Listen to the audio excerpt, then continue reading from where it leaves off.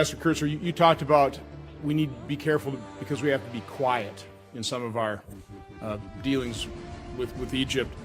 But at the same time, if we're going to continue foreign aid, we're going to have to be somewhat public about attaching conditions, attaching some controls. I mean, how do you deal with that very delicate balance if this foreign aid is going to continue so we can maintain the type of influence that I think most of us would like to be able to, so we can provide that stability?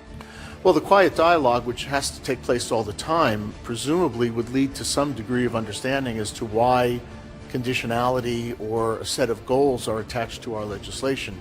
I think pronouncements that come out in the midst of deliberations, whether they be in the administration or in Congress, have a tendency to get magnified when they're reported in Egypt. And it doesn't give our administration representatives or even congressional delegations a chance to have these quiet conversations. I'm sure all of you, as you visited Egypt, have had the opportunity to have these quiet discussions, and they actually can work sometimes rather than pronouncements coming out of the State Department spokesman or the White House spokesman. Okay, Senator Cardin was talking about the requirement of foreign aid attached to the Camp David Accords.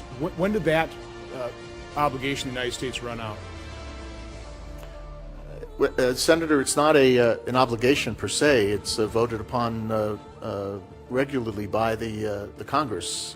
It was an undertaking to support the peace treaty back in 1979, and it has been renewed ever since to the tune of upwards of $70 billion of American assistance, both economic and military.